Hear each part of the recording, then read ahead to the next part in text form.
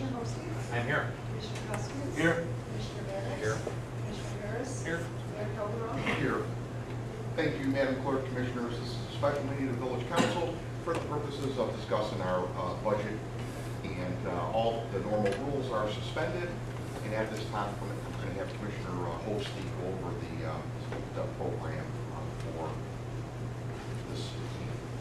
Morning. So everybody was given their department's budgets.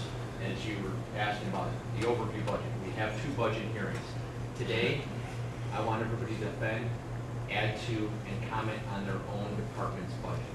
The overview of the village will be done at the second meeting. We have, through the slide presentation, you'll see our base costs per department, and then we'll give you the detailed budgets after today. But I wanted everybody to focus on their own budgets for today. As a breakout, we'll show you 98% of our budget is fixed costs. The $24 million this year between gas, electricity, employee costs, insurance, non-debatable issues is 98%. It's a very large number.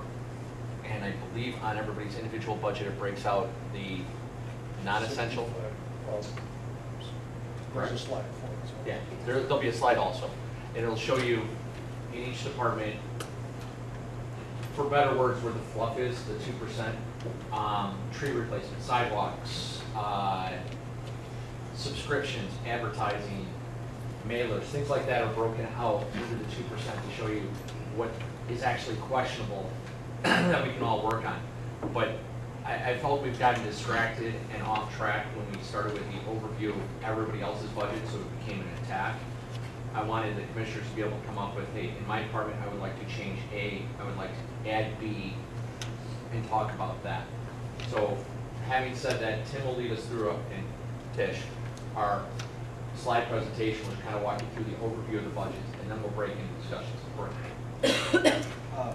Commissioner Roski, I certainly respect your position as Commissioner of Council Finance. It's your job to set policy for your department. But, here this is a question of information that I think all the commissioners should have. I don't know if you checked with any of the commissioners before you made the decision for each member to focus in on their own department. I know that I've been asking Steve Lincoln, a couple times, how we scheduled the budget meeting. We all got the email that this is needed to schedule. But I think it would have been better if we had given us all a complete binder. As board members here, we're all responsible for the village. And I don't know that we've ever done it this way, where only Commissioner of Council Finance, the mayor, and the administrator have a full binder, but the majority of the board, and the budget director, of course, but the 3 board members don't do it. That's an interesting break from custom. I don't know if you check with council, make sure that there's a legal basis for it. But I didn't waste the money on council. well, it would have been a simple question, a phone call, maybe, hey, we're thinking about doing this. Why don't you tell us if it's proper? I just honestly don't think it's proper. I can't believe I'm sitting here without a full binder. You're done? I don't know if the other commissioners have any concern. I just think this is how we're regular. I prefer that we table the meeting until we all have the full information. I know this is, I don't know if we're following Robert's rules tonight, this morning. Rules have been suspended according to that.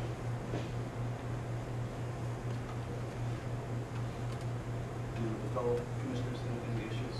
I just find it interesting that you're bringing this up, Commissioner Hoskins, since as of about 6:45 last night, there was paper overflowing out of your mailbox upstairs where you hadn't even pulled your own department's budget out of it yet. It's been sitting there for the better part of a week.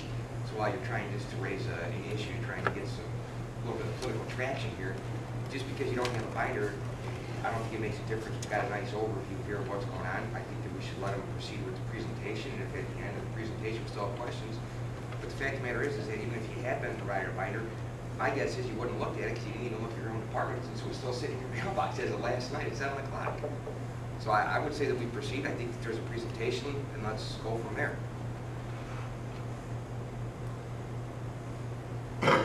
Is the fear that there's arguments over line items in people's budgets? Because I think it's healthy to have those discussions.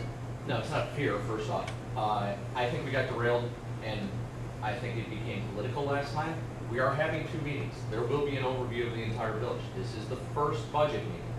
And by the way, there's no legal precedent or anything. I don't know where you're even going off the rail on that. This is the first of 2 budget hearings. This one is going to be led, and Tim will show you where we're going with it. The second budget meeting, we'll have these binders well in advance. Today, we're going with this program.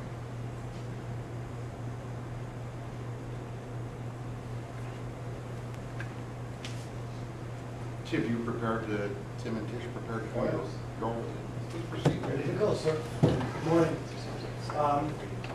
We used a few slides this morning to kind of take you through some of the things that happened last year and some of the things that we hope and anticipate will happen this year. So we'll go ahead to the first one there. Operating budget summary for 2013.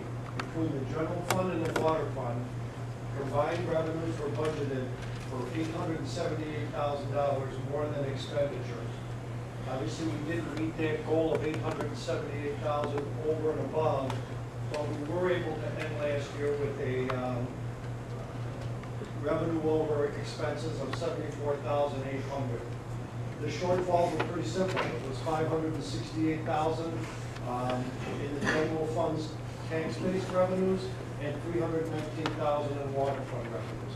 So the important thing to take from that is that our issue was not with the expenses, our issue was with the spending, with the revenue. And the other thing to understand is that thanks to the good work of each of the department heads, we were able, once again, to match what we anticipated with revenue, understanding the shortfalls that we were looking at, and still keep our expenses by about $75,000 less than the revenues. So again, we were able to end up last year in the red. For going forward for fiscal 2014, combined revenues reflect a 4.6% increase. And that's everything. That's all of the different things that we account for in revenue. And combined expenditures at a 6% increase over 2013. Combined net revenues over expenses, in other words, this number of $878 from last year, we're anticipating it'll be $611,655 this year. Yes, sir. Will you be sending all the commissioners a copy of your presentations? Yeah, no problem with that. When would you like it, sir? Today? By email, would that be okay? Sure. Next slide, please. Here's where the revenues come from this year. Property taxes, and I'm not going to read you the numbers, sales taxes, utility franchise taxes, license, grants, fees for service, fines and penalties, miscellaneous and water fund revenue, equaling a combined budget of $45,231,218. These numbers, property taxes, are tough for us to figure, so we get help from the Illinois Municipal League. And for fiscal 2014, IML projects a 5.9% increase for our local share of income tax and a 4.5% increase for our local share of use tax. You remember last night when in our council meeting, Matt O'Shea indicated that for one more year at least, the state government has determined that they can leave our local share of income tax alone. What's interesting to note, and I know all of you know this, but if you look at those line items up there, every single one of them is a moving target. And so for not only the finance department, but for the department heads, we have to be monitoring these numbers for the entire fiscal year, determining trends and things of that sort so that we can determine how our expenses could run. Because as you know, sales taxes can be deeply affected by rapid changes in the economy and things like that. So it would be really nice, well, it wouldn't be nice, I guess it would be a lot simpler for all of us if we could start out a fiscal year and know for sure that those were the numbers we were gonna get. But it's always a work in progress. Annual water rate increases effective through 1/2015 do allow for some future sewer and water main improvements. Any questions on that slide before I move along? Thank you. Here's the expenditure side. And again, what we're looking at is just under that 25 million, 24,618,564. That represents a 6% increase. General fund and water fund combined expenditures, wages and benefits reflects a 3.2% increase, and operations reflect a 9.2% increase. All other reflects a 5.8% increase. Some of the expenditures that we're carrying over from last year, building department software, there's a police department vehicle, some fire department breathing apparatus, and the completion of the LED street lighting projects. And two programs proposed for the CDBG grant. Water fund expenditures also include some money this year for additional sewer and water main repair and or improvements. This is an interesting slide, and it sort of reflects what Commissioner Holsty was talking about before. This year, Tish and I worked to really kind of prioritize, or at least show graphically, how our budget actually breaks down. And there could be some debate, I suppose, about what things we put in each column. I mean, wages and benefits, that's a pretty simple one. But then we had day-to-day operations. And Jim, while you got that slide up there, is it possible, can we move the projector back this way to enlarge it, and also maybe even move the screen further? I can't reach. Sorry about that. Might want to kill the overhead light. Maybe move the screen, can we move the screen closer to us all? No, walk it towards us, Tim. Would it be possible Bring to the just screen. break out on this slide there? That way we can make notes.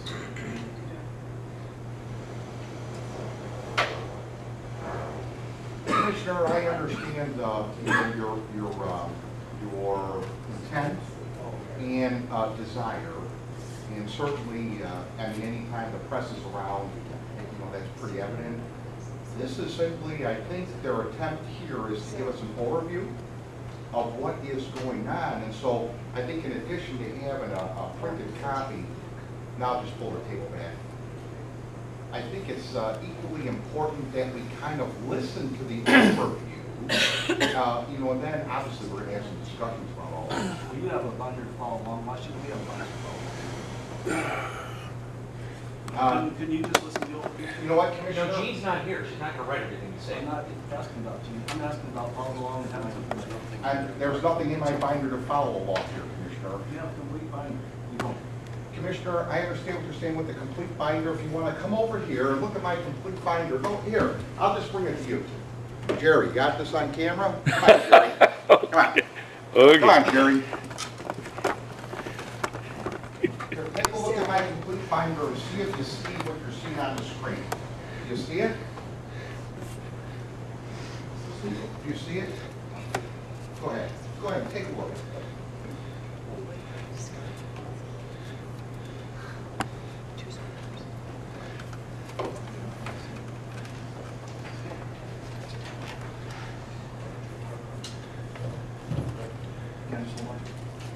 No, I'm going to hold on to it for right now. So, Is that better for everybody? Can you guys see that okay?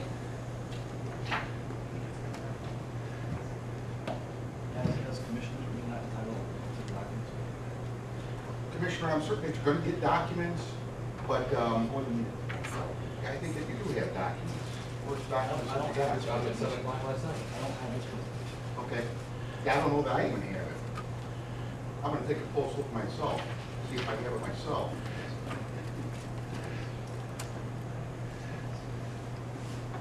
Why do you have to sign? I don't believe so. Okay. What are you gonna do when winter gets here? You want one under. No, I'm going along with my binder. Yeah, it's my binder. Okay, Bob, you get that for a newspaper? I don't think the slide we're looking at's in my binder either. It's like buying a book, reading the last chapter. Oh, pardon me? That, yeah, you didn't get a binder either. Jerry's got the binder. Jerry's got the binder. You know, what has happened, I don't know, for 6 years now at least. Prior to that, I've never experienced the type of drama that I've ever experienced as a mayor of Forest Park in 14 years. Bob, got that?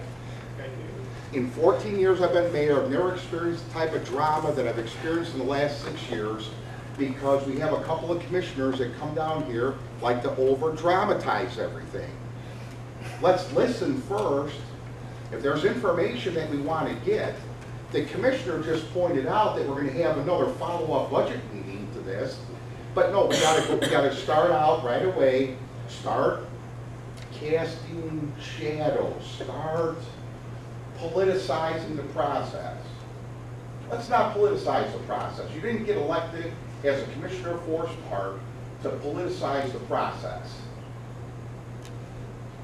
You're elected as an elected official, you're supposed to be both an ombudsman and a steward to the village, to all of the constituents of the village, all of them.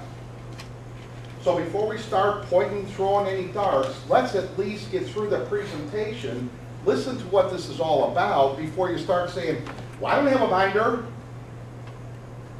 What I'm looking up at here, I don't have this binder either. You have a binder that we don't.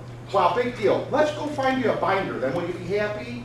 Why don't you go ahead and just finish I what asked you're the doing? question when we got here. Will we all have a binder? And it's been answered The 4 commissioner freaking answered the times. question. Will you just listen to the presentation? I'm not yelling. You don't have to ask stupid questions 7 times I don't either. think it's a stupid question. I don't think it's unreasonable to In want the to have the 6 same years that I've been information here, I've never have the mayor. We're has- presenting information. If there's a problem afterwards, ask then. I don't Let think him it's go through the unreasonable not to have process. the same information though. I would love to see every line item. Mark, you don't have Why to is it know. withheld from us? It's a great question, and I think it deserves to be asked. Why is there certain people with more information than others? Why is Commissioner Mannix, Commissioner Hoskins, and myself not have the same information that the mayor, you have, Tim has, and Tish has? It does seem a bit odd, yes. Mark, all due respect, I've been here for 6 years, and I've never started a budget meeting with less information than any other commissioner or any other person sitting in the room. I just don't think that's right. It's not an attack on you. I wish, you know, if I don't know, we have never done it this way, and I'm a little uncomfortable. I'm sorry if you feel like it's an attack on you, it's just a question. Not an attack. Don't the commissioners have a printout with all the line items? Yes.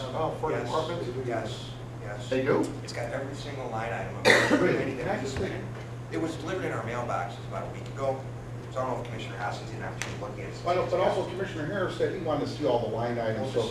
We don't have budget Here, I'll options show you. here. You can look at every You don't single. have the same information you have. That was the only. I had the same exact information as you. It's got every single line item in here. Tim and the Tish. There's nothing in here that we, just because we don't print out and they don't hand us 3 reams of paper and a 3-ring binder doesn't mean we don't have the information. If you take a second look at I'll it, take the a only look. difference Take a look. between this stack here and what's in that 3-ring binder is the fact that we don't have pre-signatures on the individual pages that relate directly to It this. explains each of the line items. That's what those. It matches up directly I'll to take this. a It digital says, copy. I don't need a binder if you're all cut off. As stated in the beginning, binders will be sent out after today's meeting. Today's meeting is for a village overview and for you to present and question your own department. This process isn't done today. This process isn't done a quarter after when the meeting started. Flow. It comes in waves. Work with it. In the end, if you don't like it, tell me then. But don't tell me what you don't know before something is presented to you. Complain afterwards. Well, I'm telling you right now, I'm not going to do that. I respect you. I think you're a good guy. This is not the right way to go. Tim, why don't you finish up, your presentation up So, as I was saying, we alluded to this slide a little bit earlier, and and there may be some disagreement, maybe some discussion about things that I've placed in either day-to-day operations or all other. But the reality is, even if you did a little bit of mixing and matching and moving around, this 2% number is not going to change drastically. I think it's interesting to note that 64.5% of every penny that the village spends goes towards employees, wages and benefits, health insurance, pensions, workers' comp, all of those big numbers, 64.5% go towards employees. Another 33.5% go to day-to-day operations. And I remember years ago, like in probably 2006 or so, we kind of went through this exercise at that time, and at the time I called it, what does it cost to turn the lights on at Village Hall? And the reality is that it costs about 98% of our annual revenue to just turn on the lights. And that means garbage pickup and the purchase of water and payrolls and all of those things. And so the big number to really think about is that with the entire $25 million that we talk about in revenue, we're really talking about $200,000, or excuse me, 2% that's left to spend for anything other than day-to-day or annual operations. Any questions there? Next slide, Sal. Okay, we got our Norton monthly report, so we'll start on that for a little while. Oh, okay. I didn't get one of those beforehand, Tim. So you're right there. Jim, you got a question? Real quick. Yes. Was there any concrete determinations of how you were picking what was quote unquote fluff? Just frankly, Commissioner, going through line by line and looking at an item and saying vehicles, public works trucks, well, that's a day-to-day operation. I mean, it's a payment that we have to make. Looking at portable, let's see, parkway maintenance. That's a day-to-day operation. I heard Mark mention like tree removal. If you cut back one slide, Sal, take a look. I believe your department's like 61,000. That's the sidewalk replacement program. You went forward. The 61 grand in your department is the tree replacement program, the sidewalk replacement program, $30,000 in playground equipment.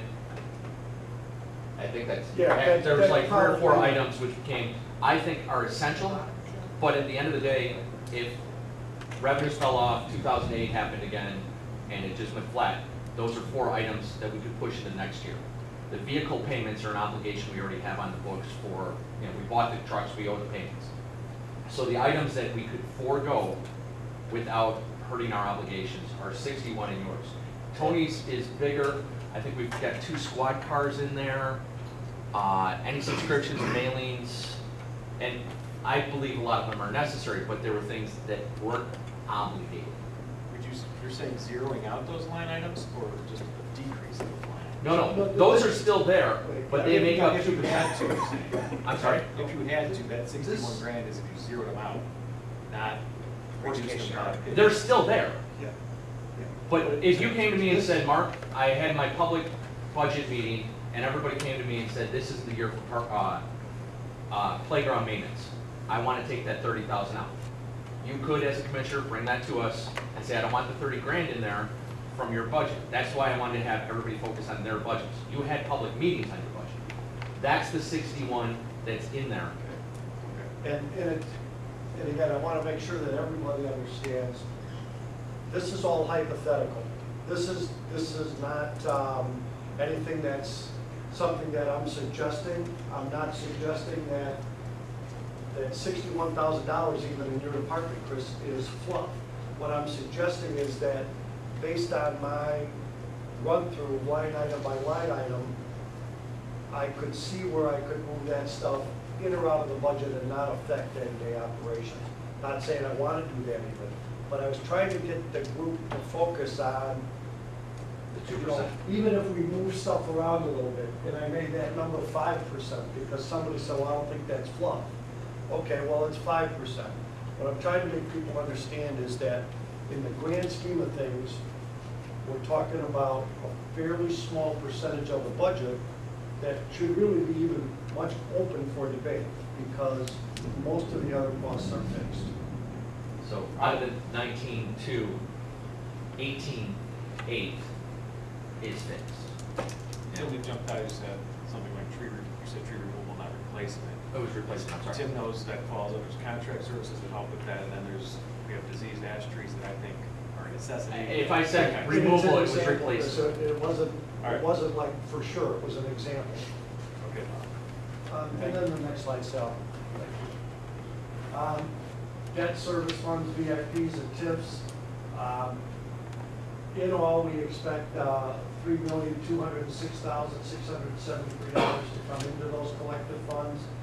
You see the expenditures, and the net revenues out of those two funds should be around $214,000. Ending fund balances then, you can see that it does show a slight increase over 2014, 2.6%.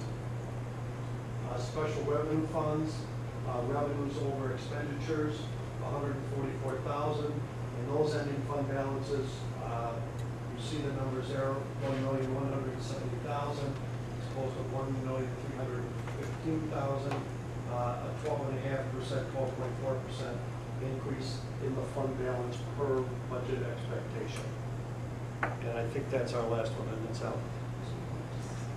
There you go. So we did put a, we did allocate some fairly significant dollars this year out of our VIP fund. Frankly, that's a, sorry? I'm wondering if you're taking my notes. Okay. Well, yeah, I'm done. I'll answer any questions about those 5 slides, but budget goals, financing, blah, blah, blah. One thing to remember, the budget is our day in, day out worksheet that Tim and the staff run from. The staff's been great this year on cutting because revenues were down. One of the things as we got towards the end of the year, water truck, I would say, we've fallen into the 2%. At the end of the year, we had the funds, and we still had the $75,000 surplus from last year, but we were able to purchase the water truck. We did it late in the year to make sure that that was within our spending realm. On the discussions and long-term goals, I had Tish and Tim pull the numbers on the VIP to see if we're at revenues or exceeding predictions. And we have built up some money in those revenues beyond our minimums. I'm suggesting, as part of the talk here, we have some infrastructure needs. We get complaints on alleys that weren't addressed out of the original VIP. Inside that fund, we need $300,000 for our match for the ITEP on Madison. We have $420,000 for our debt service this year. And carrying in that balance, we have about $650,000 that I think can come out of VIP and go into infrastructure. My suggestion as accounts and finance is that that money go into streets and public improvements budget for, I believe in that number, we can get 3 alleys done. And we're missing a sidewalk from Greenberg to 22nd. I've had any number of complaints from people that you just come up to a dead end when you hit Greenberg, and then add that in. And the fund has increased over 2 reasons. One, it went down when we refinanced it, so the debt structure is less because of the interest rates, and tax revenues have started to increase. So those 2 items are where that comes. And hopefully as sales tax increases, we can start looking forward to more infrastructure improvements.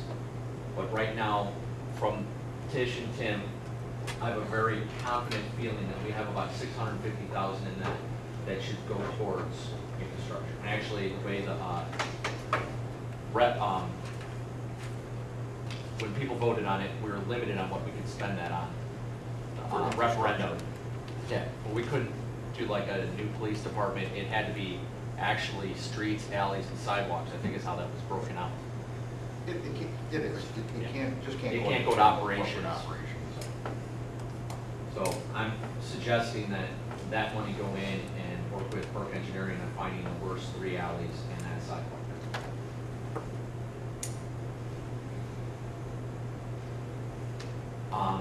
Everybody was presented with their own department. Are there questions, things you want removed or added to your particular department? Anyone? Oh, and I think everyone has a handout with every department's, The line items? the line items by department.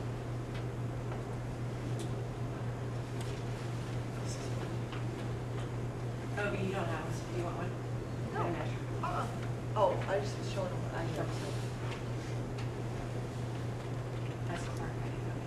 No, it's fine. Same.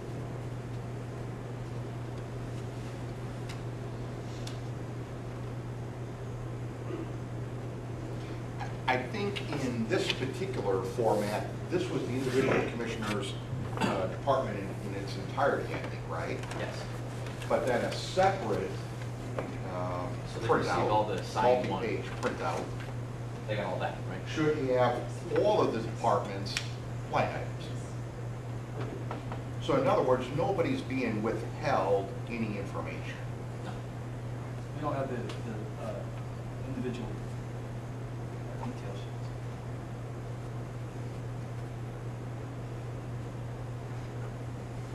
Let me qualify that by saying nobody is being withheld any of the cumulative totals by line item in each and every department. In your experience, Mayor, is it custom to deny another commissioner the documentation that they asked for? I don't know. Commissioner, you asked for it at 10/18. You have not been denied it, and you will receive it. You just currently do not have it. You have not been denied. At no point did we say you cannot have that. Can we take a break and go ahead and make those copies? And proceed? No. You'll be provided, but we're not taking a break. We're not running the copy machine.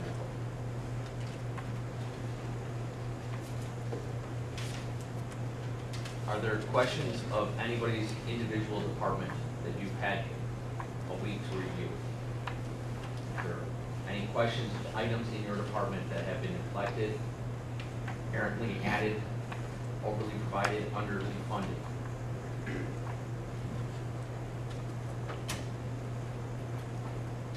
Yeah. Can I just ask you a quick question, Tim? We're still paying Sprint for cell phones? Verizon? Sprint? Verizon. Sprint? Sprint? Which page are you looking at? In your department? There's no page number on here. I'm looking at $1,000 for mobile pagers and radios. The cell phones, right. Yeah, Or- Sprint. It's Verizon. It says Sprint. It's missing. Okay. That's why I was asking, because I thought Okay. we were all on Verizon, that's Okay. why I was wondering why we had Sprint in here. So you Is that on your justification sheet, on the detail sheet, or on the, yeah, it is. Okay. It is Verizon. It is Verizon. Okay. You know, it says Sprint. It's Verizon. Let's go. It's John. All right. John's not here to defend. I just didn't know if that was still the push to talks. It's this office. Okay. So it's John still. I don't believe that we have any costs. Left. I don't believe we do. I don't, do you have any police departments? I don't think so. That's what I was wondering. Yeah. And it's clear you read your department. Well, it's the one head scratcher. If that's the only one we've gotten today, that's excellent. What my goal is today is each department commissioner to say what they want changed so that we can bring that back in combined form with the overview of the entire village for the next meeting. So if there's anything you guys, I don't want to walk into the next meeting and have somebody on their own department say, I need to change this, this, and this. We've had a week to review our departments. Is there an order for this, or is there an order, or are you going? I'll start with public property. Okay. Something to consider, this is discussions Tim and I have had, and this might be more long-term planning than immediate, but something to consider is the roof on Village Hall, roof on the community center, which are reaching an age replacement. More than patching, maybe the best option. Initial estimates just for Village Hall were close to $200,000. Yeah, there's been two, if I recall, right, there's been two separate estimates. We're exploring every green option and grant option that's out there before we settle in on open car. That's just something to keep in mind, if not this year, next year, or long-term planning that may be needed. It's definitely something that's jumped out just based on that price tag. Did you get a price on the community center also? We have not. We have not, you know, Now, are our roofs in sound shape currently? Are they leaking? Darren, yours is leaking. Well, it's off and on, we do, Yeah. yes, absolutely. I guess, no, my question is, I mean, can we afford to wait a year while we look at proposed green options that may not even materialize? Can we afford that? Well, Well, there might be grants associated with those green options, so and certainly we should look into that. I think the worst of the leaking is handled for right now, sir. And, you know, I think more what the commissioner is saying is that sooner than later, we're gonna need a new roof. It's not necessarily this year. But frankly, as you know, sir,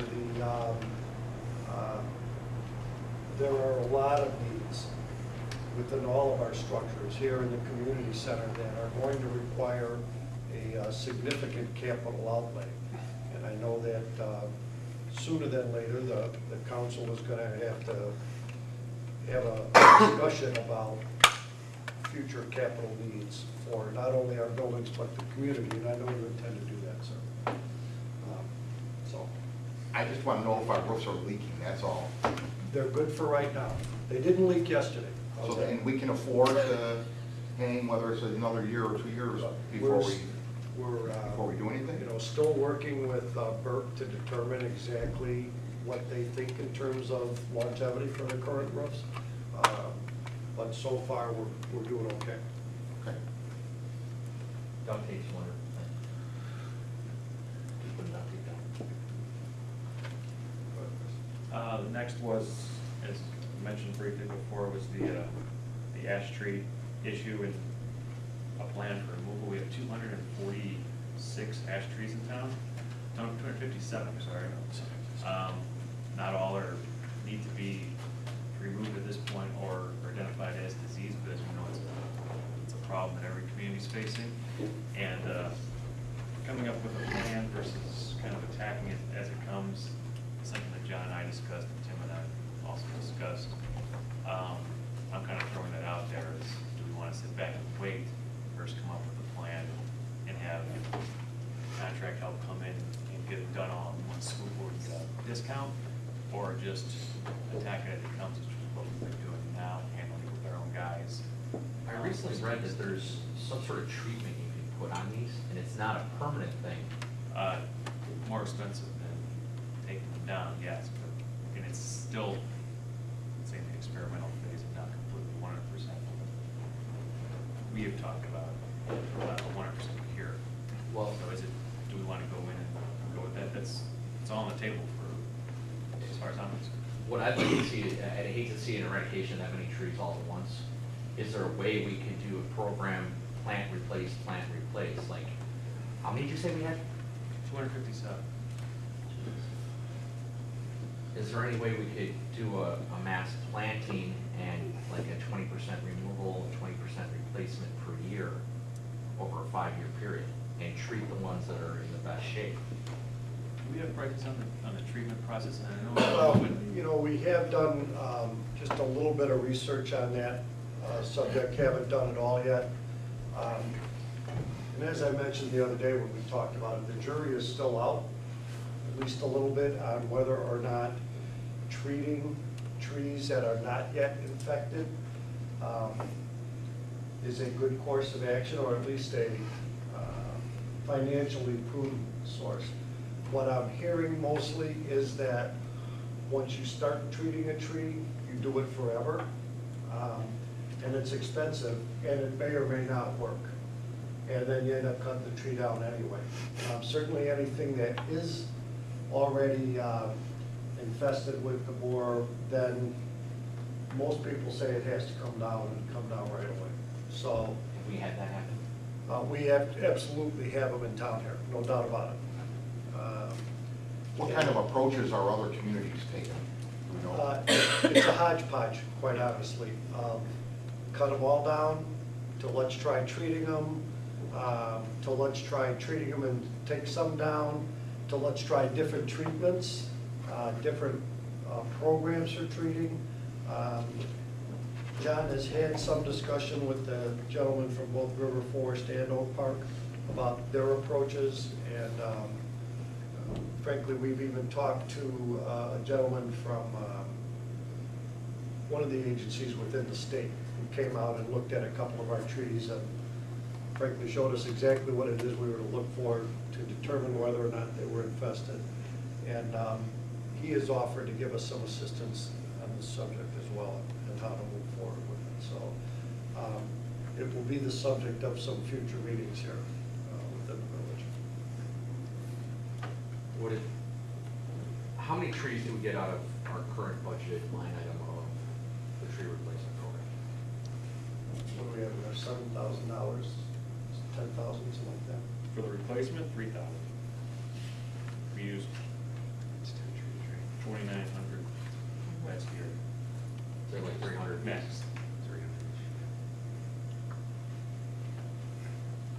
And on the replacement, when these come down, it's a year before we then tear it up, and we want to keep the same spacing, so it's not done immediately.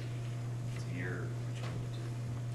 I was just wondering if you could do like, here's an ash borer, you plant a maple, and when this one gets mature, this one comes out. About to be that It'd be a spacing. case by case, where there'd be room, where there wouldn't be.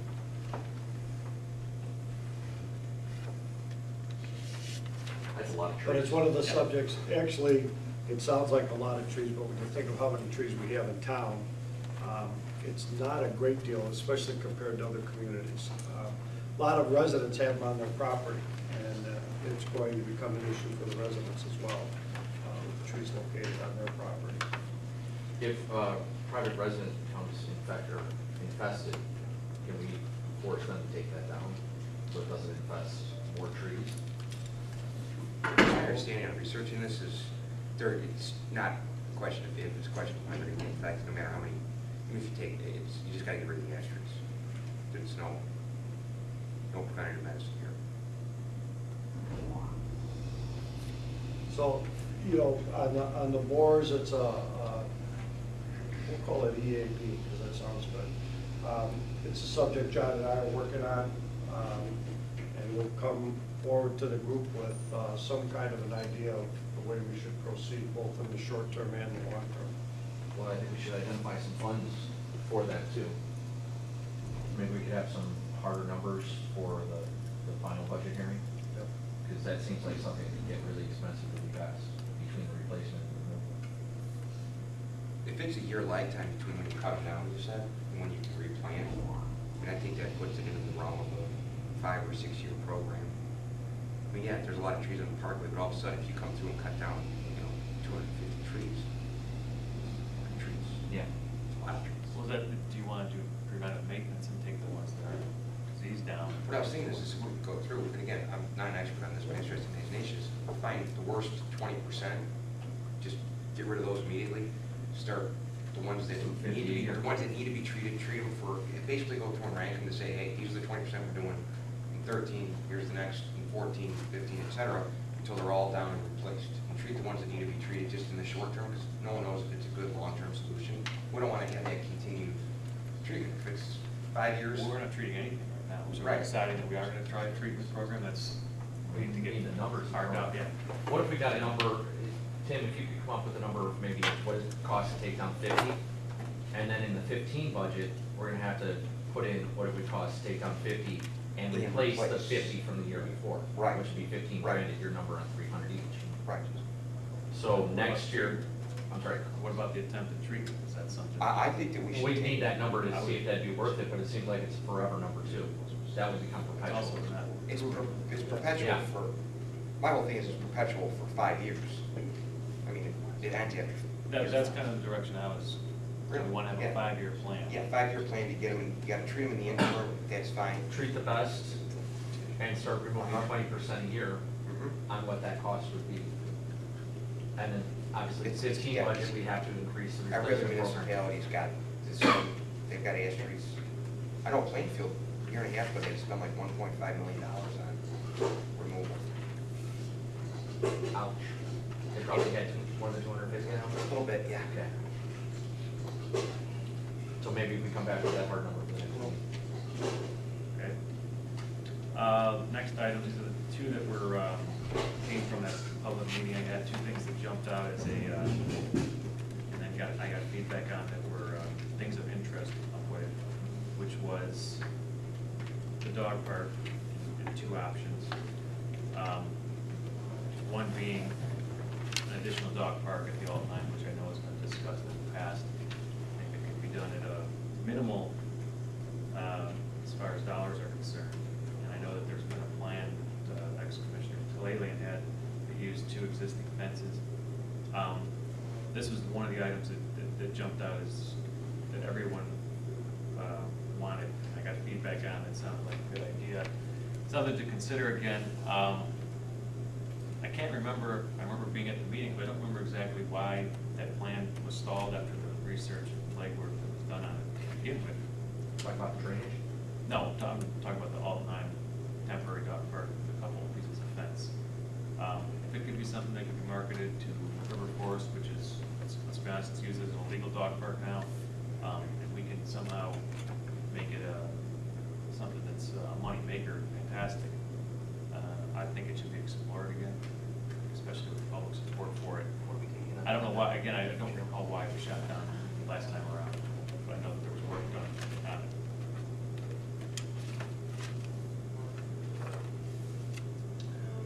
In fiscal 13, so dog park permits in fiscal 13, we took in $3,180. And this year we have budgeted to spend 3,500 in maintenance on the one we currently have.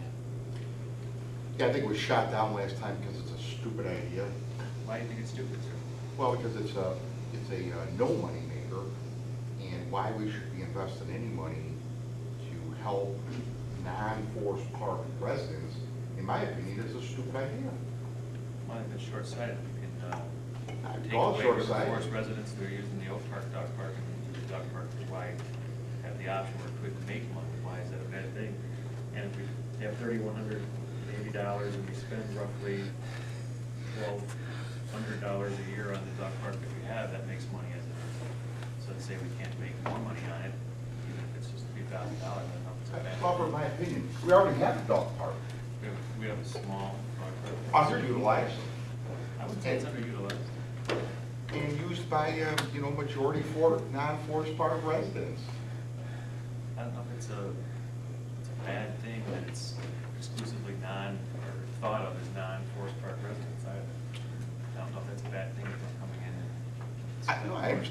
I'm just offering I understand that you think it's okay to spend village money for non-Forest Park residents. I don't agree with that. I don't think we're spending money without a return. I think the money that's spent, we talked about this being either cost neutral or a money maker before we went forward. I'm throwing it out there because it had pretty good public support, and I don't think it's a bad idea. If it's the will of the council here, even by a straw poll, if we don't move forward, then I'm saying I brought it to the table and shot it down. So if you want to put it to a straw poll, then more than happy to see the results. I'm against. Commissioner Mannix? I would much rather, if we're gonna do anything, is work on our existing dog park. And again, I understand, I've got 2 dogs at home, so I understand, you know, wanting to go to a dog park with them. It's just, I can't see spending that money for, and I understand your thought process is to make money.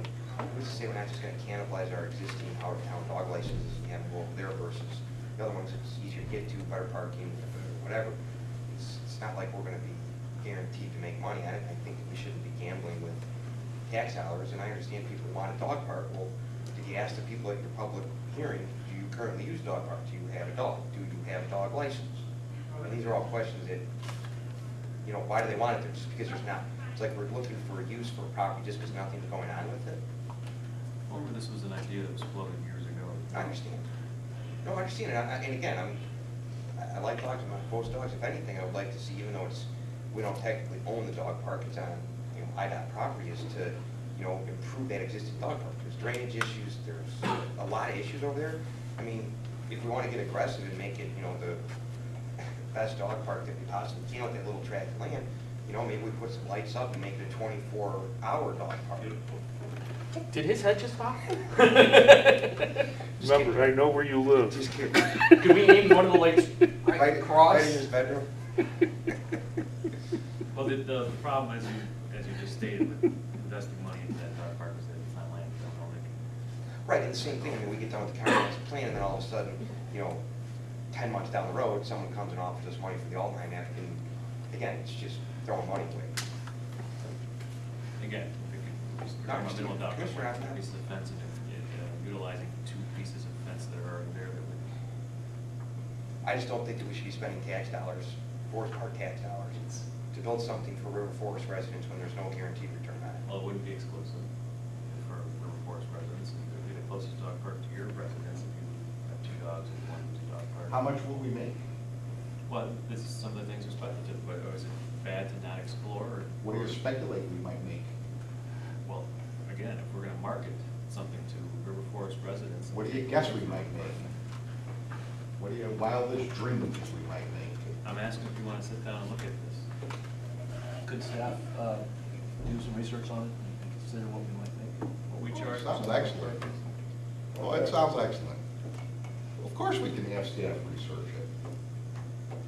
I think it's a good idea. I think, No problem. thank you. Well, whoa, Commissioner whoa, Harris- whoa, whoa. Commissioner Harris has put a lot of thought into it. He had a- I know. Other people have provided feedback. It's a pretty good suggestion. I don't think he's half-baked. I think that he's done a lot of work on his own. He doesn't have the benefit of a full-time assistant who can help answer questions for him. He's bringing to the table a perfectly reasonable way. I've had somewhere between 40 and 60 people that have, you know, voiced their opinion to me, you know, after reading about the property meeting over at the library on this issue of the dog park. About between 40 and 60 people voiced their opinion to me that they think it's a unwise use of public resources. That's a pretty large number of people that have voiced their opinion to me. I think the number of people that have voiced their opinion not liking that idea is a couple of more, you know, then voiced their opinion at the library in support of it. In fact, I think substantially. Well, it wasn't just the library, as I stated, I put it out for public opinion also. Right, no, I understand, you've got your public opinion, I got public opinion too, and I've got public opinion that says they feel that it's an unwise choice of public resources, given the fact that we already have a dog park.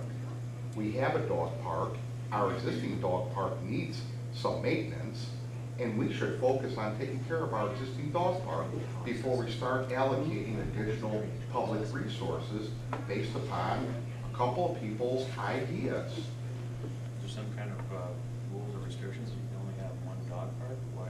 No, not at all. Not at all. I'm not sure why you're, and it is quite ironic that you're getting the exact opposite feedback that I got. Also with investing more money into the other dog park, which I think we get great feedback based on the fact that it's not on property we own. What are the odds of us losing that property though? If IDOT wants to expand the Eisenhower, it would be the only way we lose that and put an exit there. They have to take down the Circle Avenue Bridge to do that. I don't think investing in that piece of property is a mistake to make it a good functioning, draining dog park. Make that our good dog park. I think we should look at the long-term repairs in that I cannot see the state coming back and saying, no, we need that field center. It's not gonna happen. Are you aware, and it's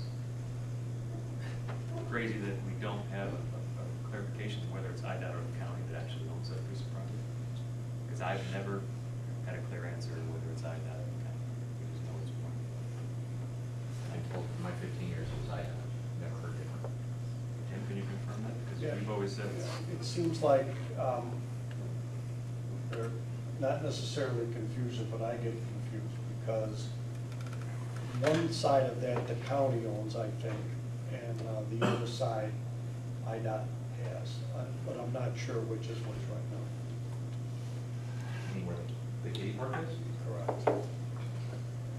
And I don't know how the county has a piece of it, but I just sort of remember that the county does. So.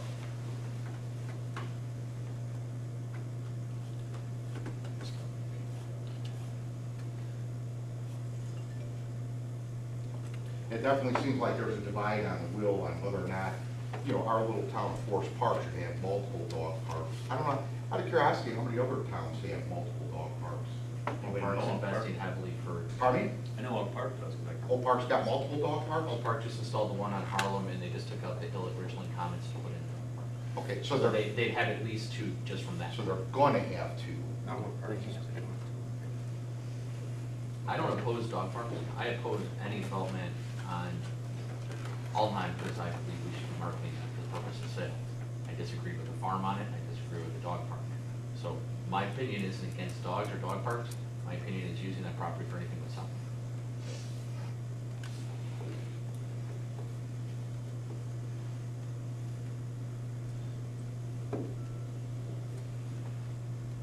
Okay, so it sounds like Commissioner Harris is interested in whether or not we should add money into the budget for adding a secondary dog park. So taking the straw poll, Commissioner, you're not in favor. Commissioner Mannix is turned down. I know Commissioner Hoskins already said he supports it, and of course I would assume Commissioner Harris supports it. It's his idea. You know, so obviously we're kind of we are at a tie in terms of a straw poll. And of course, I can decide with my straw poll vote one way or the other. I'm not convinced that it's a wise use of public money, even though it's just, of course it's just 2 fences, but not really. There's a lot more expenses that go into the dog park after you put up those 2 fences. So it's not just the 2 fences. I think it's a lot more than that. I can't support the idea of marketing us spending money, whether it's $500 or $5,000, to market it to River Forest to make some money. And what did we make in our dog park the last year? $2,180. And did we put any money into the dog park last year? We put in $1,500, I believe. So we didn't net 3,000. Right. 1,500, pretty much. So we netted about 1,500. Right. That's That's just just the waiver, supplies. that's just expense to that, so it does not include the public works, time or, or labor. And we must have some sort of monitoring besides Jerry to check people's tags and stuff like that to make sure it's actually being paid for. We haven't had a conversation with Jerry like that. We don't talk a lot. I'm starting videos. I'd like to say that, first of all, it was not my idea. That was more of a public will idea. I have gone into every rec board meeting saying we don't need, I talked about the fact that Northern Meadow is gonna have their own dog park and the south end of town can utilize that. This was something that came to me, and I'm coming to bring forward more citizens' will, not my idea. So if it's not the will of the council to pursue that, I'm in favor of it because of that. You know, I've had, some citizen input, just like you, that think we should either put a baseball field over there. I've heard that, sure. And even, believe it or not, a riverboat casino. Interesting. This lane's doing pretty well with it. You know, but sometimes you have to take some of these comments from the public, and if we brought forward, I know if I brought forward every idea that I got from the public, that we'd be having to have meetings every week. Not that the public's ideas are not good, but we just simply, I mean, the village cannot take action on every single idea that every member of the public has. Well, that certainly wasn't the case. We went through ideas, and this was an idea that I could support. I said, the thing that would make it feasible for me is if we marketed it toward the forest and made it revenue neutral or revenue positive. That was my plan to make it a possibility. That's where I got on board and started to brainstorm with people on that. That's where I left off with it. What I think has happened with our existing dog park is they've struggled because, you know, that dog park was created based on the presumption that there was going to be this volunteer group that was going to take care of it. And part of that volunteer group are the people that are advocating opening up over here at Alton County. You do know that, right? Well, that group does still. You do know that? You do know that? That group still does a yearly cleanup over there at Benton. So, you know, and I think what's happened is, you know, that particular dog park really has not matured in the overall maintenance and design and the looks of it. And I think they're kind of giving up over there and looking, you know, for some raw ground to kind of start over again. Then in 5 years, maybe, we're back here talking about the same stuff, you know, where it's not been properly maintained because you don't have the money to do the thing right. And then what are we going to do? Look to open up another dog park somewhere? You know, because we haven't been able to attend to that one there. I'm not sure that's the case, but that's how you feel.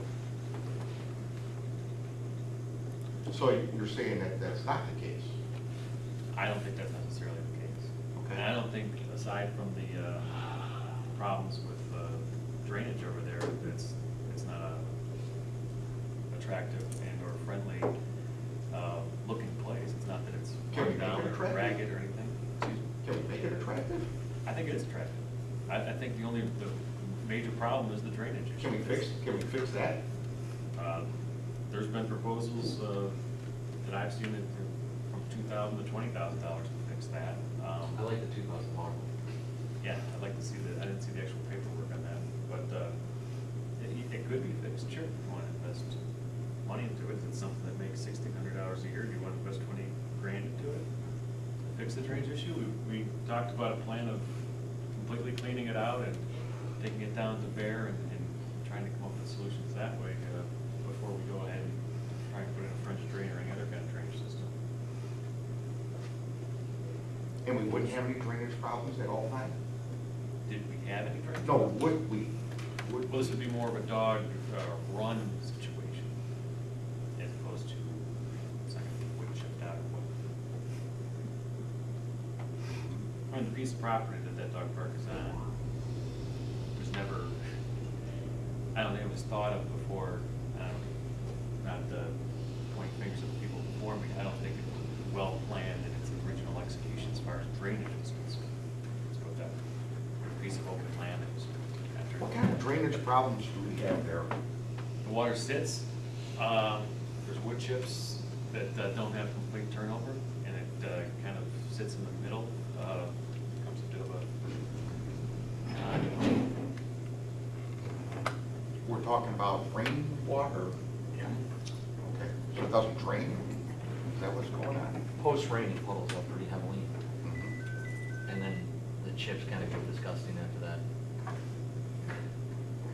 What's But I the think the solution only to thing fix we've it? ever really done is break it, chip it, and move on. I think a long-term, a real system, if you want to make that a proper area, would be a French drain system, it'd be about 20 grand. You dig it out, put drain, almost like drain tiles that you put around your basement, and put them into a central sewer system and take it out, then regrass and chip. But I don't know if grass would ever take the amount of dogs that are in and out of there all the time too. Do we have any puddling after heavy rains over at Altenheim? that I've noticed, along the driveway that goes through the past, the back there, there's some puddling, sure. But I wouldn't say it's, I mean, it's an open piece of green grass. It's a lot easier to have water dissipate over there. how long that grass would last after you get dogs running around on it. But then can we take the wood chips out of here and just plant grass and then have the same condition over here at the existing dog park? You're saying just because it's grass? Well, that's kind of what I'm doing, that because it's just grass at Altenheim, we won't have that problem.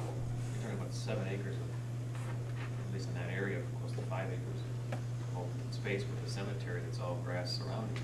We're talking about something that's a little easier to drain than one little piece of, what is that, 1/8 of an acre or whatever it is.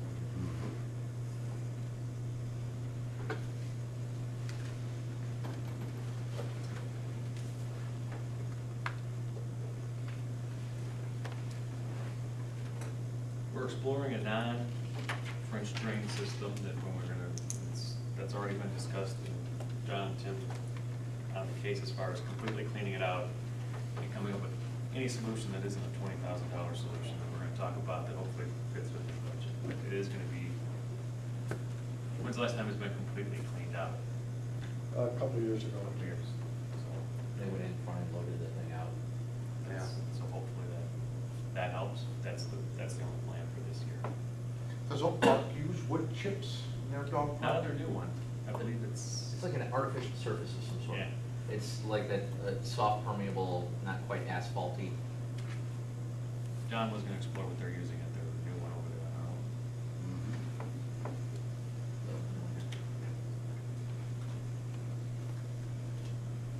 Probably more than 3,500.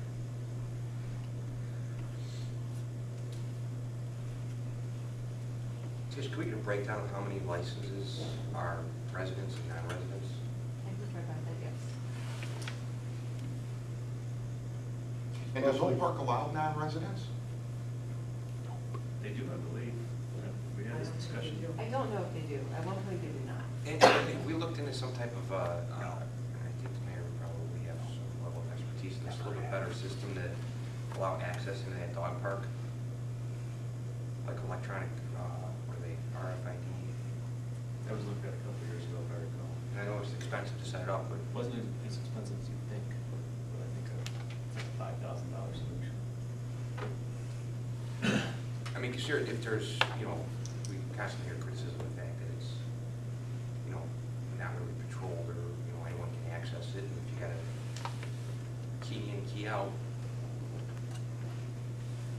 I'm kind of curious to find out if Oak Park does not allow non-residents. I'm curious as well. Why did they come to that conclusion? I'm kind of curious to find out. Because they know they can come use ours for free. What's that? Because those come use ours for free. I mean, for me personally, I'd like to know if they're keeping it just to residents, you know, why did they make that decision? Yeah, and I mean, to my point, I mean, I disagree with you all. I think if we're going to spend money on any type of dog park, then it should go into our existing one, make it better, you know, better, faster, stronger, you know, better controls in place for it. And you got a lot of, as we all know, a lot of renters here, a lot of people don't have backyards, and it's, you know, good for a dog to go out and play and run and socialize with other animals. And if we could do that for Forest Park residents, I'm supportive of that. But I think there could be some better ways to, and again, you know, instead of spending $5 grand or whatever it is on a piece of property, we're in a holding pattern now, we're trying to sell whatever its current status is, depending on who you talk to. I'd much rather see one go to an existing dog park that people know, people like, make it better. Your Honor, the Park District of Oak Park website, their opening line on dog parks. The Park District of Oak Park's dog parks offer Oak Park dog owners the opportunity to bring their dogs to open space, allow them to exercise off leash. So it clearly states in their own policy it's Oak Park. No agreement with River Forest whatsoever.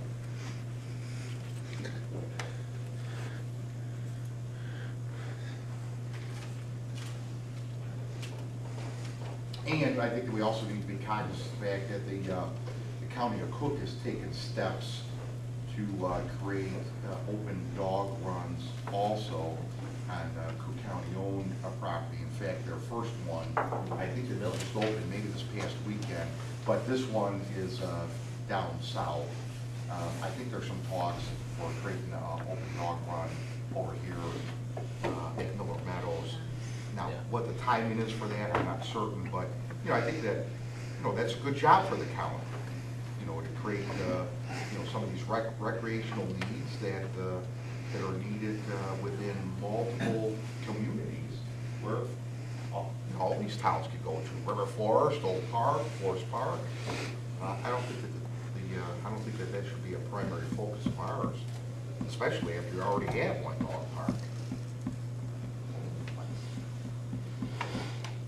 I do agree with Tom that we should take a look at making it a little better. I don't know if 3,500 is enough to do something. Well, I think before we invest any, I would like to see what the breakdown is on the resident, non-resident, and then if we're gonna spend any money on it this year, I would recommend that we very seriously look at a better way to control access into and out of that dog park.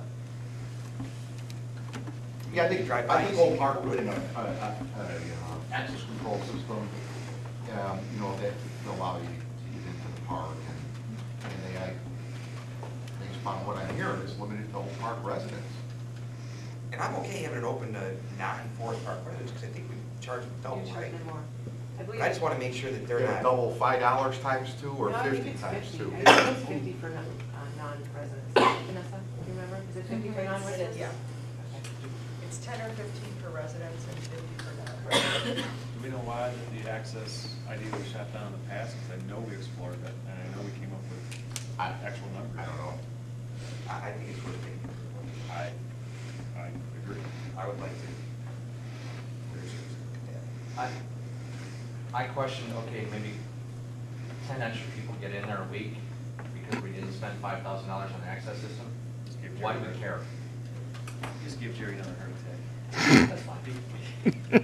But Mark, I think part of the issue is we don't know. Is it 10, is it 20, is it 30, is it 50? And then if it's 10 per week, and maybe with turnover in the area with rentals and everything, maybe it's an extra, you know, 40 or 50 or 60 people per year times, you know, an average of $25 per, it starts to add up rather quickly.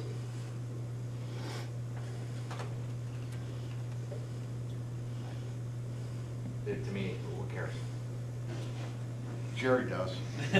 Jerry, you got $5,000 on you? If I did, I wouldn't be here. So we're gonna spend $5,000 to make him not Well, have we to know call it's, 911. I guess the question is, we know it's $5,000 for some type of a better access. You know, I don't know. If we did some work on it, you know, then I mean, somebody's maybe got it's to worth get the the estimate. Work on this in the past, I believe it was the access system.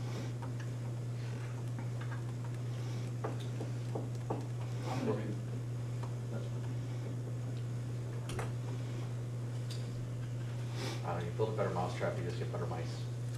Somebody's gonna find a way around it. I'd rather spend $5,000 fixing drainage than a car keys. Well, it sounds like the process we're at right now is exploring drainage options and possibly looking into better access control. And I'm only one of the 5 on the vote. No, I'm just saying, it sounds like it's not a decision at this point, it sounds like it's a research and come back. But I'm just also kind of curious, you know, other than, you know, I know that over the time that the dog park has been there, we do have the one resident who happens to be in our company today, but there's, you know, kitty corner from there. Have we had any other safety or security matters at that Are dog park? dogs getting attacked? Is that what it is? Well, there has been dogs. Yep, and, okay, that's good. Now, has that been from illegal, I'll call them illegal attendees that are coming into the park with the dogs? Based solely on conversations I've had a while back, and so don't quote me on this, I believe it's, the problem is people that are dog walkers that come with multiple dogs and can't keep control of the 5, 6 dogs that they bring in. Yeah, that's what I've heard. Again, don't quote me on that, please, but that's been a conversation with the rec board meetings. So a dog walker can buy a license, bring in, They come in without licenses, what you hear, they just, So how many dog attacks did we have in 2012? I don't have those numbers. How about 2011? anybody know? How about, where can we get I this know- data from? I know that data, that Jen Wolf has that data for at least 2011, because it was brought up. So she keeps track of all the dog attacks over there? She put together information, and if Tim was here, he'd back it up, we should work with Tim, yeah. So we have that information? People that file police reports, yeah. From police reports, okay. All right.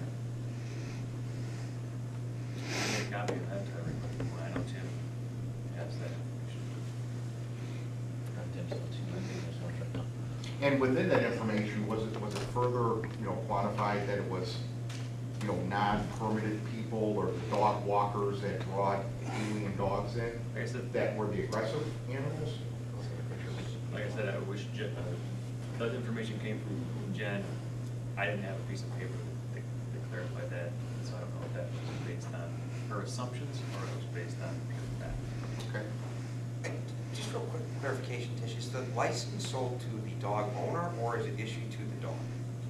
Well, there's a permit that the dog owner is supposed to Where wear on them lanyard? on the lanyard, and then there's an actual tag that's to go on the dog's collar.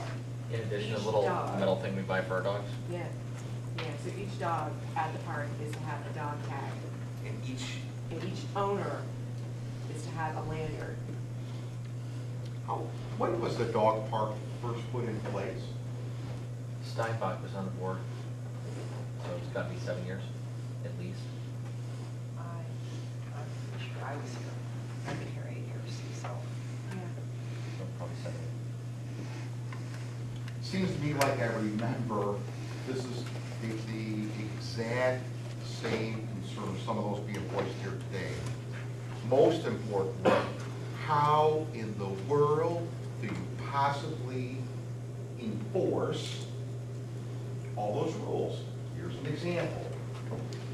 Whatever the cost is, we put in some type of access control system so that the human being that has the tag, properly paid for here at the village, we give them some type of card to open the gate. With me so far? yep. But now they bring in 5 dogs without the tags on there. They got us. They stiffed us out of revenue for 5 tags. But they got their placard on, they've got their card, open the gate, and they bring in 5 alien dogs. Unless Jerry's home. How do we enforce that? And this is from the day that we talked about implementing this dog park. How do you enforce that? And why do we care? I'm just saying. I know. We talked about this from the day we began discussions of opening up our one and only dog park. How do you monitor this? And this is when the volunteers at the time, the lovers of the dog park, and I'm a dog lover, I got 2 dogs. Don't worry, we're gonna take care of it. Really. I'd like to get them all together today and say, by the way, how's that work, by the way? We haven't had any dog attacks over there? Oh, really? I mean, everything's been working fine, and everybody that goes in there's got their placard, and every dog that goes in there's got their little ID tag. I don't know how you police it. Station a cop there, I suppose, or somebody. I think the talk was, correct me if I'm wrong, she was having, or possibly thinking about having a parking enforcement person stop in occasionally, check. And we've tried that too. And I don't think there is no purpose. That's my point.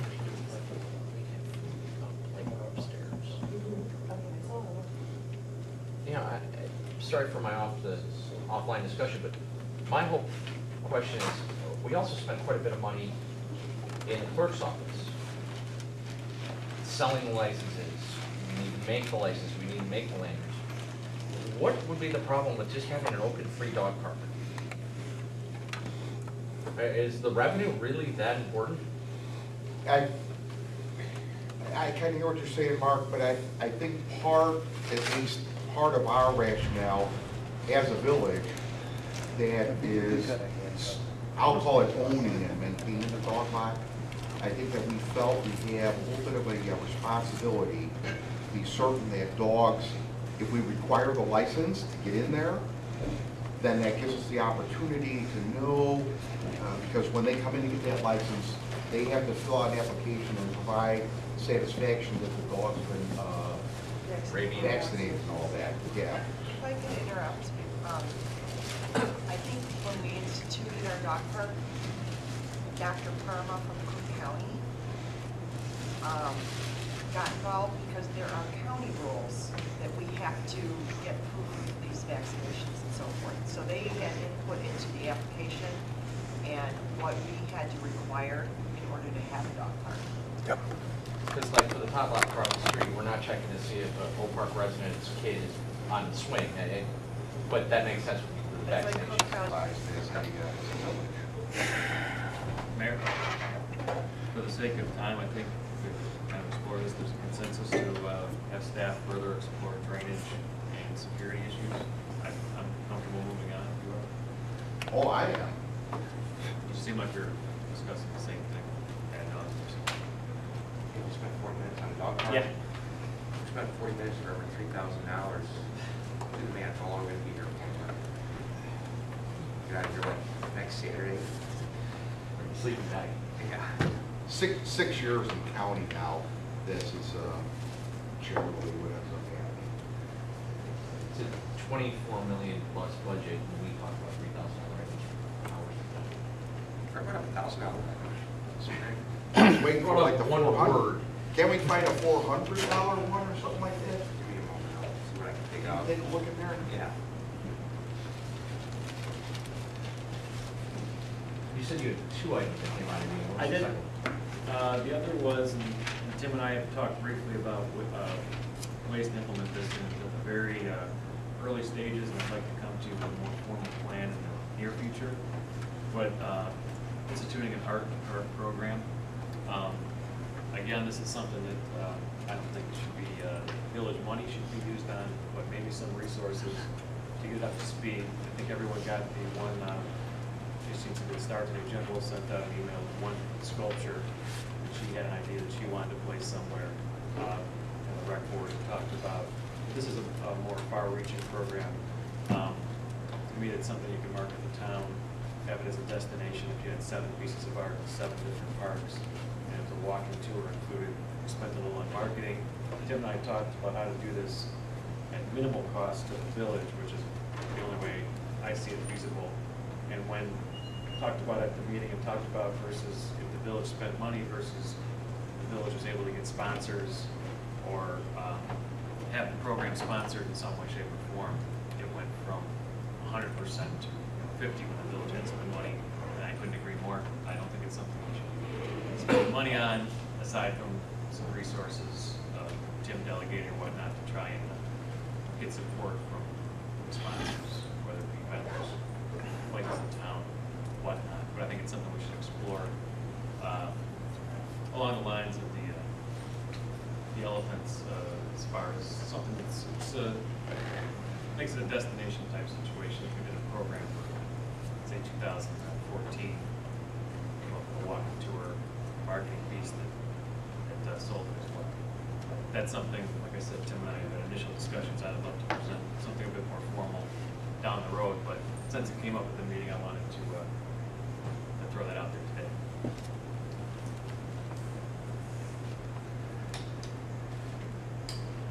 So it's more an action item than a budget. But yeah, and like I said, the goal for me is to do that at zero cost, aside from little resources from the state.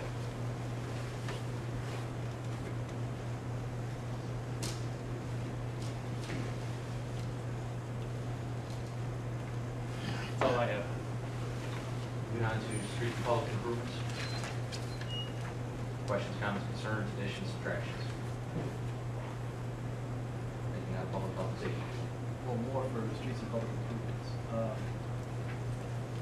And this certainly is not my department. I know it's Commissioner Manson's department.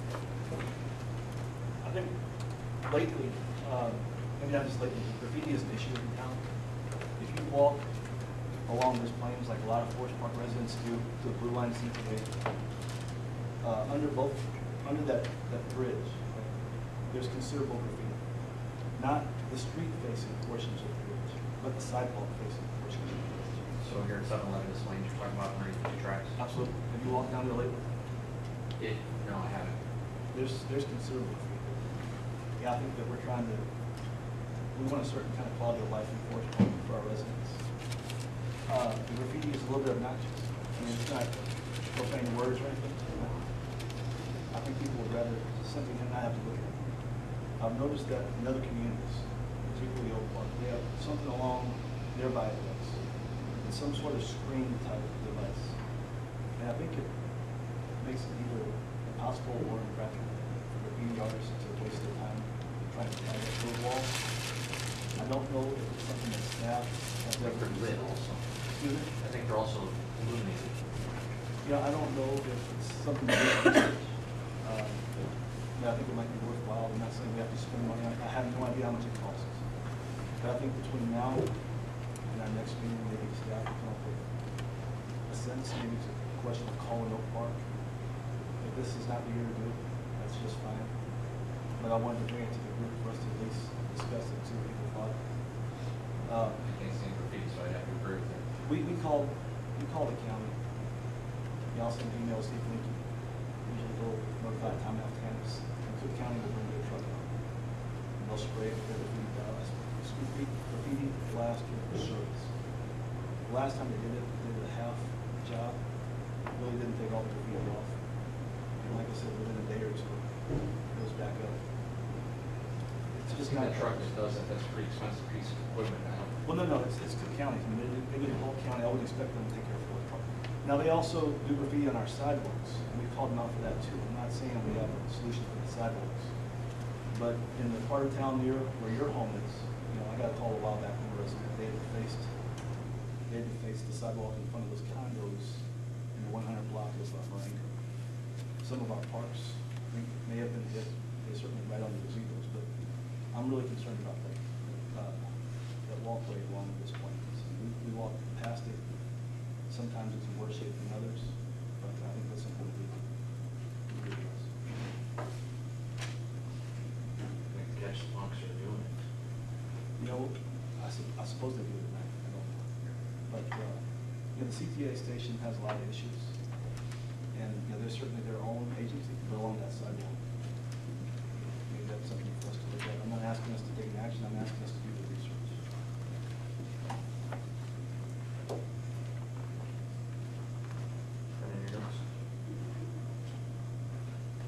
You got in your notes to remind Tim? Just gotta remember where my notes are. Yeah. And then the other thing I had, last night, when Meadows gave his presentation, he talked a little bit about addressing the CSX bridge. I don't know if we have a number that's envisioned for what that screen, you described the cost, is that in the budget? It's not. Do you have a number or any idea? We're still working on trying to get a good number and looking at some different options for that bridge. Because before we began the review, we talked a little bit about it. I don't know if anyone was paying attention. I hear it costs hundreds of thousands of dollars to paint a bridge. You talked about that earlier. But It's the environmental issues that really kill you, because the CTA did theirs a couple years back.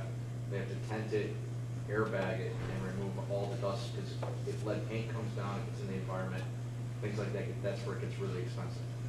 well, as far as this screen does go, is there a way that we can get some kind of estimate there on what this costs? I have one estimate. We are working to secure some others because we're not convinced that the first estimate is real realistic. And we're looking for some different options. What's this CSX for? bridge, Mayor, the CSX bridge with the thing that Matt and I and yourself have been working on in terms of the screening. So we're just looking at, Let's not be misleading at all. Absolutely positively, the railroad will not pay to have it painted. So the question is, and we could, if we want to paint it ourselves, we would need to budget right around about $100 grand. And, you know, and if the council found the will to want to budget that money, then I would go to work on securing the approvals from the railroad to give us the authority to touch their property. But I'm not going to go to that extent unless y'all want to fund it. I asked for the numbers for the screen, the other option, what we're talking about. that, you know, that the, like the thing they did in South Holland, they put up a metal screen, that was 50 grand though. So I'm trying to find something, an option that's way cheaper than 50 grand. Because as it may not make sense to spend $20,000 in a dog park that doesn't belong to us, it may not be worth spending 50,000 on a bridge that doesn't belong to us. So at this stage, I'm looking for other options to that. But it's not in the budget. It is not in the budget, it's in discussion. Here's the answer. We get some white spray paint, we leave it on the sidewalk, the little bastards who keep graffiti, get them to climb up and do it. Is that an anticipated FY14 expense, CSX bridge? No, it's not. I mean, it's still very abstract, and the solutions are very abstract. The only thing we've been able to secure from CSX are two things. One, never in a million years are we gonna paint it, and two, if you wanna pay and you jump through enough hoops, we'll let you touch our bridge. That's the only two things that have happened so far. Well, I certainly did not want to waste time on this, but the fact that, it was in the talk last night, made me think it was something that was a little more needed. So if you tell me it's not something envisioned for 2014. It is not being envisioned. In my opinion, it's not, because I don't have any good numbers yet. We're here today, so. Mayor, you're talking about which portions of the bridge, the railroad bridge that comes across this plains, or are you talking about the fencing that's over this plains on the actual? No, the bridge itself. But for the rail, the first bridge. The second bridge is CTA and Mary. So, what happened when we gave them tickets for parking their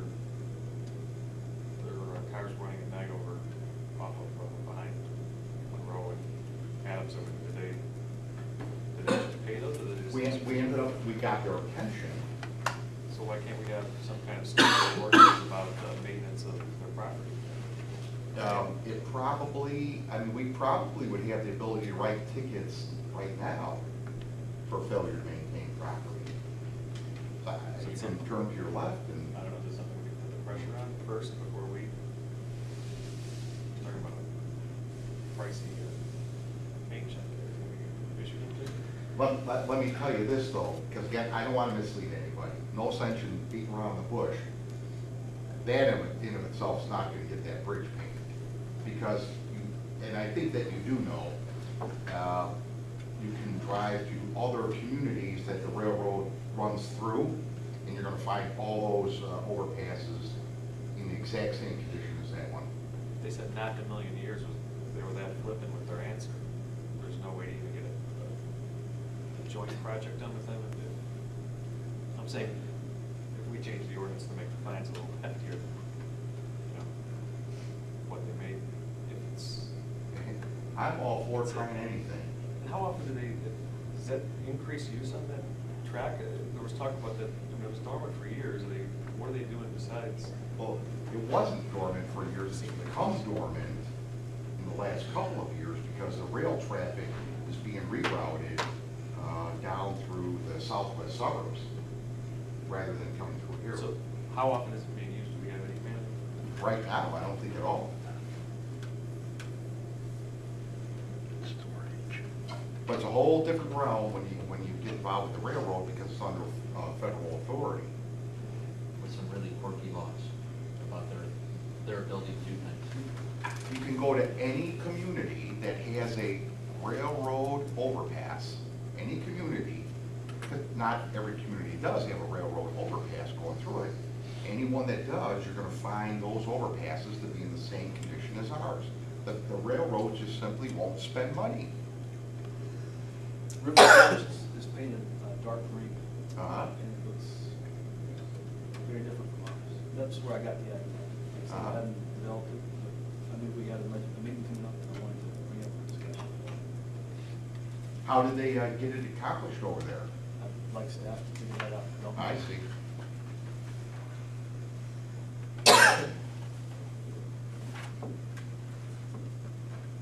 It's right like Keystone Park on Lake Street.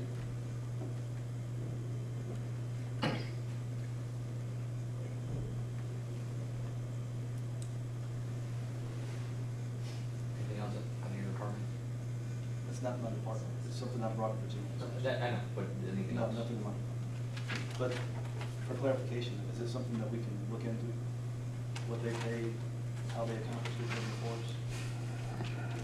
They might have ponied up the money, we find out.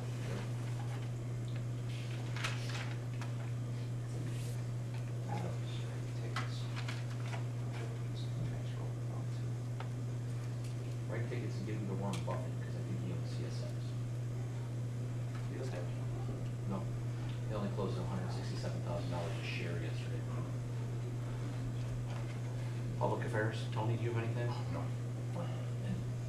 I have my hand in my budget, so I'm pretty good with it.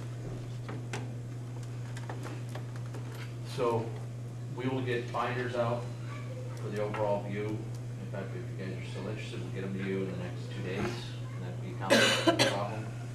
And we'll have the overview of the entire village for the next meeting. We'll have the answers to the questions here. We'll have we'll have numbers to match up with any discussion items. And as it stands, everything that's in the budget is in it, and we're not taking anything out of it as of this moment. Let's see. How far out? Well, next week's 4th of July, so obviously we're doing 2 weeks. Which would be the 22nd. In terms of scheduling the next meeting, we've got to, compare some calendars, so, we're gonna have to get back to everybody on the next meeting. Probably aiming for the week of the 8th, though. That would get us into the appropriations and avoid 4th of July week. Any other business anybody needs to bring up today? Go Hawks. What happened with the last one? I think they won. Entertain they? a motion to adjourn. So moved. Is there a second? Second. Clerk can call the roll. Commissioner Hosting? Aye. Commissioner Husted? Aye. Commissioner Harris? Aye. Commissioner Dunlap? Aye. We're